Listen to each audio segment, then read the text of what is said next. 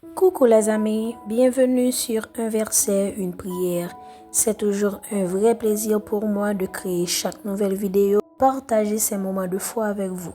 Si vous êtes ici, ne partez pas sans vous abonner. Aujourd'hui, nous allons méditer dans Proverbe 4, 23. Garde ton cœur plus que toute autre chose, car de lui viennent les sources de la vie. Il existe dans la vie spirituelle un lieu secret que Dieu nous demande de protéger avant tout, le cœur. Non pas le cœur physique, mais l'espace intérieur où se cachent nos pensées, nos intentions, nos blessures, nos rêves, nos combats, nos espoirs. C'est dans ce lieu invisible que se forment les choix qui orientent notre destinée. C'est là que naît la paix ou le trouble, l'amour ou l'amertume, la foi ou la peur.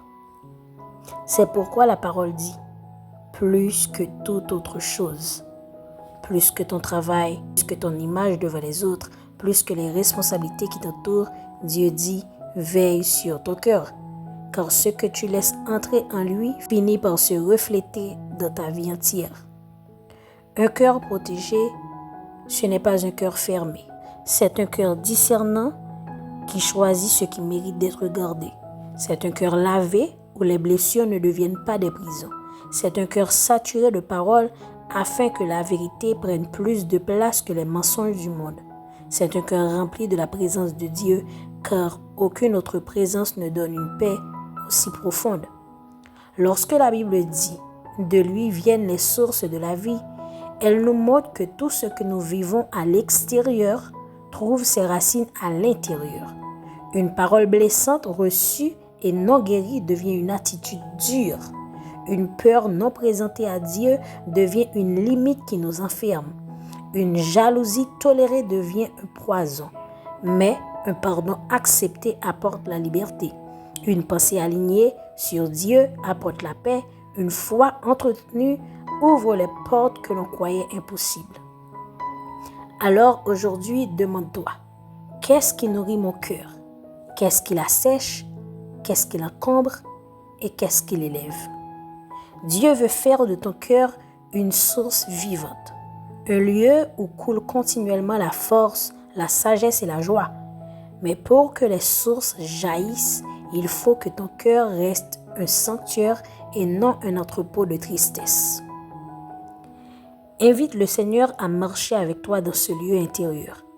Laisse-le toucher ce que tu caches. Laisse-le purifier ce que tu ignores. Laisse-le renouveler ce que tu croyais perdu. Laisse-le faire de ton cœur un espace où sa paix respire, où sa lumière domine, où sa vie circule sans obstacle.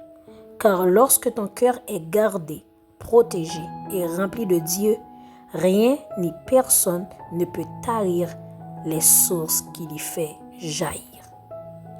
Prions ensemble. Éternel mon Dieu, devant toi je viens avec sincérité, car tu vois mon cœur mieux que moi-même. Tu connais mes pensées les plus cachées, tu connais mes blessures les plus anciennes et tu connais les combats silencieux que je porte. Ta parole me demande de garder mon cœur, car de lui jaillissent les sources de la vie. Alors aujourd'hui, Seigneur, je te demande la force, la sagesse, la grâce pour protéger ce que tu as placé en moi.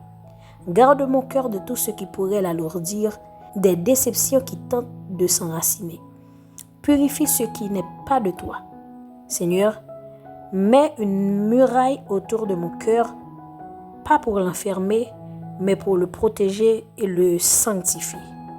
Répands en moi ta paix, celle qui dépasse toute intelligence. Rends mon cœur léger, stable et enraciné en toi. Remplis-le de joie, d'espérance et de confiance. Que chaque décision que je prends soit dirigée par ta sagesse. Merci Seigneur, car tu ne me laisses jamais seul. Tu es le gardien de mon âme et sous ta protection, mon cœur reste vivant, pur et fort. Amen. Merci de partager ce moment de foi avec moi. Que ce verset et cette méditation t'accompagnent tout au long de ta vie. N'oublie pas, la parole de Dieu éclaire nos pas, même dans l'obscurité. Je vous dis à bientôt pour une nouvelle vidéo. Que Dieu vous bénisse abondamment. Bye bye.